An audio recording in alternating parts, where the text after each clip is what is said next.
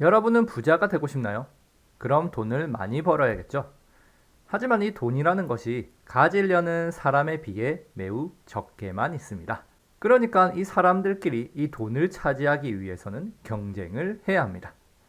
어떤 사람들은 휴대폰을 팔아서 경쟁을 하고 어떤 사람들은 자동차를 만들어서 경쟁을 하죠. 서로 돈을 차지하려고 경쟁하다 보면 더 좋은 휴대폰, 더 좋은 자동차를 만들기 위해 노력하게 될 겁니다. 그러다 보면 세상은 점점 좋아지게 되고 발전하게 되겠죠. 결국 부자가 되고 싶다, 돈을 많이 벌고 싶다는 욕망이 세상을 발전시켜 나가는 것인데, 이렇게 돈을 많이 벌려는 인간의 욕망을 이용해 사회 경제를 굴리는 것을 자본주의라고 합니다. 자본은 결국 돈을 말하는 것이죠. 즉 돈을 중요시하게 생각하는 자본주의에 대해서 얘기해 보도록 하겠습니다. 자본주의가 뭔지 알아보기 위해서는 특징을 알아야 됩니다. 자본주의의 특징 첫 번째는 사유재산을 인정한다는 것입니다. 사유재산이란 것, 개인의 재산을 말합니다.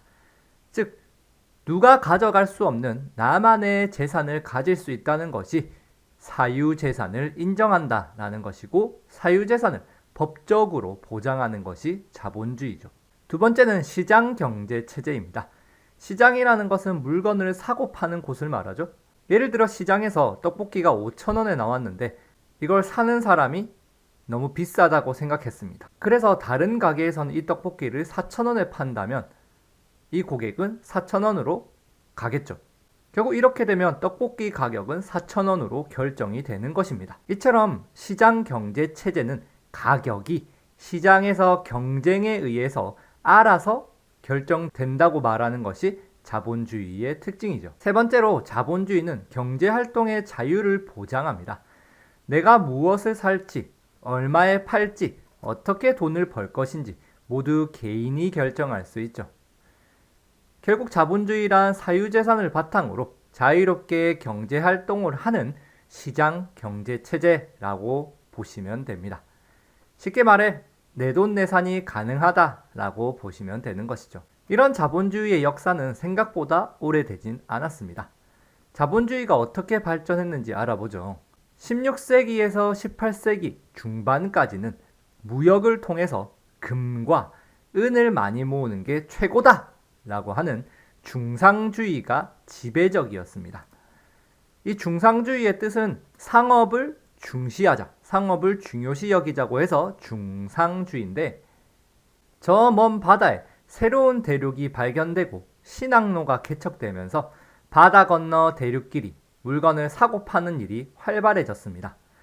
즉 물건을 실어 나르는 일을 통해 돈을 버는 유통이 중시되던 시기였죠. 유통이란 건 지금으로 치면 택배업 같은 거라 보시면 됩니다. 물건을 실어 나르는 일이죠. 하지만 이런 중상주의 시기에는 개인이 아니라 나라가 주도하여 상업이 이루어졌으며 이 경제활동에 국가의 간섭이 굉장히 심했습니다. 즉 자유로운 거래를 나라에 의해 많은 간섭을 받고 제한을 당했죠. 그래서 16, 18세기 중상주의는 정부 개입이 심하던 시기입니다. 그러다 18세기 중반에 산업혁명이 일어납니다. 즉 기계가 만들어진 것입니다. 옷 하나 만들려면 한참을 걸리던 시기에서 이제는 이런 기계로 수백 벌씩 찍어내는 시대가 온 것이죠. 그러면서 무역으로만 돈을 벌 수 있다고 믿었던 중상주의 대신 이제는 공장에서 물건을 대량으로 뽑아서 팔아 이익을 남기는 산업자본주의가 뜨기 시작합니다. 이 산업자본주의에서 유명한 경제학자 애덤 스미스라는 사람이 등장해 국가가 경제에 간섭하는 중상주의를 비판하고 경제는 내버려 두면 보이지 않는 손이라는 것에 의해서 알아서 굴러갈 거고 나라가 부자가 될 거라고 말합니다. 자, 이 보이지 않는 손이 뭘까요? 애덤 스미스가 말한 이 보이지 않는 손은 바로 가격을 말합니다. 물건을 파는 사람들은 최대한 비싼 가격에 팔려 하고 사려는 사람은 최대한 싼 가격에 사려 할 테니 결국 이런 식으로 경쟁을 하다 보면 둘 다 만족할 만한 가격에 의해 거래가 알아서 이루어진다는 것이죠. 즉 가격에 따라 움직이는 경제를 보이지 않는 손이 움직이는 경제로 비유한 것이죠. 이때까진 보이는 손인 국가가 경제를 움직였다면 이제는 보이지 않는 손인 가격이 알아서 하게 하라는 주장이 애덤 스미스의 주장입니다. 이렇게 경제를 자유롭게 내버려 둬야 한다는 주장을 자유방임주의라고 하죠. 경제를 자유롭게 방임하자, 즉 그냥 지켜보자라는 것입니다. 즉 산업자본주의 시기에는 자유방임주의와 정부의 역할이 작아진 작은 정부를 주장했던 시기라 보시면 됩니다. 하지만 이런 산업자본주의도 얼마 가지 못하고 19세기에 들어서 문제가 발생하게 됩니다. 자유롭게 경쟁을 하고 경제를 굴러가라 했더니 경쟁에서 이긴 기업이 그냥 시장을 먹어버리는 것입니다. 이를 독점 기업이라고 하죠. 예를 들어 신발을 만드는 기업이 한 개밖에 없게 된 것입니다. 이렇게 되면 이 독점 기업은 무서울 게 없게 되는데 노동자들을 싼 가격에 막 부리고 물건을 마구 만들어내기 시작합니다. 결국 이렇게 공장을 가진 자본가들은 계속 부자가 되는데 그렇지 못한 노동자들은 계속 가난해지기 시작했죠. 자, 이러다 보면 공장에서 물건은 나오는데 이걸 살 수 있는 사람이 줄어들게 됩니다. 그럼 물건을 만드는 사람은 어떻게 생각하겠습니까? 안 팔리니까 조금만 물건을 만들기 위해서 공장을 몇 개 닫아버립니다. 자, 공장이 닫아버리면 거기서 일하는 일반 시민들은 실업자가 되어버리겠죠. 즉 실업자가 되면 돈을 못 버니까 또다시 이런 물건을 살 수 있는 돈이 없게 됩니다.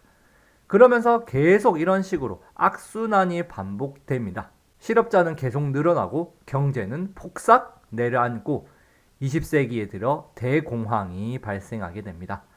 이 대공황으로 많은 기업이 파산해버리고 실업자가 넘쳐나게 되었습니다. 이를 시장 실패라고 하죠. 국가가 간섭 않고 내버려 뒀더니 서로 경쟁하다가 다 함께 망해버리는 경험을 겪고 나니 국가의 적절한 개입이 필요하겠다는 주장이 다시 나오게 됩니다. 케인즈라는 경제학자는 경제시장이 망하지 않도록 국가가 적극적으로 개입하여서 큰 정부의 역할을 해야 한다라고 말했죠. 이것을 수정자본주의라고 합니다. 기존의 자본주의에서 수정을 했다는 것이죠. 미국은 대공황을 극복하기 위해 정부가 나서서 대규모 댐 건설 사업을 추진하고 실업자들을 고용시켜 돈을 벌게 해주고 이 실업자들이 그 돈으로 또 다른 물건을 살 수 있게 해주면서 경제가 다시 돌아가도록 했죠. 결국 경제에서 소외되었던 국가는 다시 경제에 간섭할 수 있게 된 것이죠.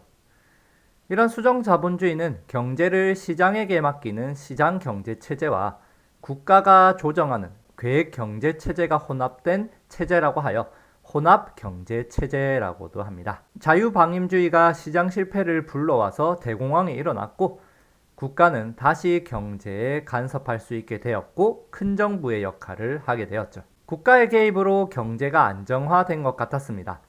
하지만 1970년대 들어서 석유 파동이 발생합니다. 석유 파동이란 건 이런저런 사건으로 석유값이 엄청나게 비싸지게 된 사건인데 석유값이 올라가면 어떤 일이 일어날까요? 공장을 돌리는 데는 석유가 필요하기 때문에 공장을 돌리는 비용이 엄청나게 증가했고 결국 공장에서 나오는 물건도 같이 값이 증가하겠죠. 국민들의 월급은 그대로인데 물가만 올랐으니 당연히 경제가 어려워졌죠.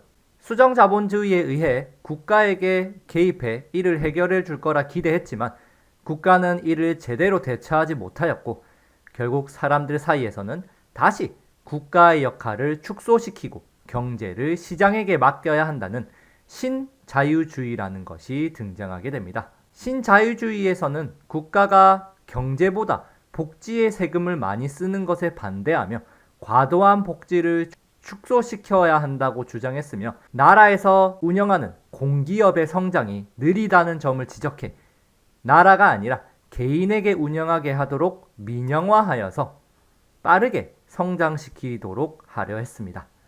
그 외에 자유무역을 확대하고 경제 관련 규제를 완화하면서 다시 경제에서 국가의 역할을 감소시켜야 한다는 게 신자유주의의 주장이었죠. 이것이 바로 현대의 자본주의라 할 수 있습니다.